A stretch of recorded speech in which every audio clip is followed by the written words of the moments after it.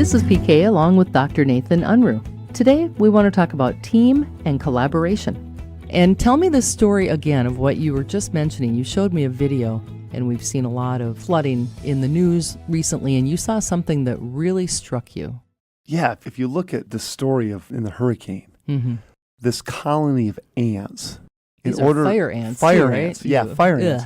In order to survive, they congregate together and they're floating down with all the water within the hurricane in order to survive. Now, this is not just a few little ants like on a leaf. This is like a whole colony. A mass. Yeah.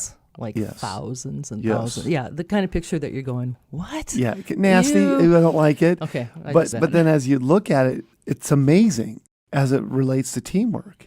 Every single one of those ants, each individually, would go run off on their own. They wouldn't survive. They'll be swept away. Nobody would survive. Now, are they all going to survive?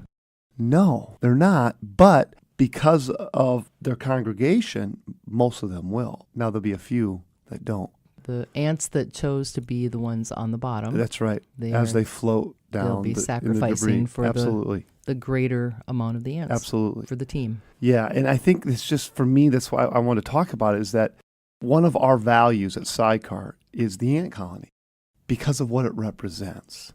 And in this conversation of looking at these fire ants in this hurricane floating down in the debris, look at the collaboration, how collective they come together.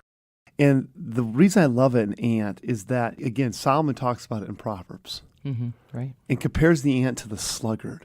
We think of the ant as this amazing animal that always plans and prepares, works as a group. Very industrious. Very industrious. Digs tunnels, stays productive, always providing, always storing, or in our world, saving. What we've talked about before, seeing around the corners. So they're building tunnels in order to see around the corners, consistently working towards a purpose. They're not worried about who gets the accolades. They're not worried about pointing at the guy next to them going, boy, he needs to do more. They're not doing that stuff. They're working consistently as a group. And they work with the future in mind. So they're working, they're storing, working and storing, and always being reflective of what's taking place. And I think we can learn so much. That's why, SIDECAR's number one value is to be very difficult to work within this team if you don't have a work ethic like an ant.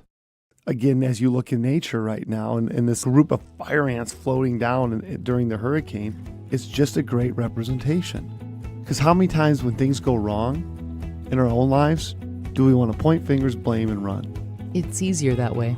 And then we don't have to take the responsibility. Absolutely. Just to be blunt. Absolutely. Yeah. Versus, I think, being reflective. Look at your work ethic.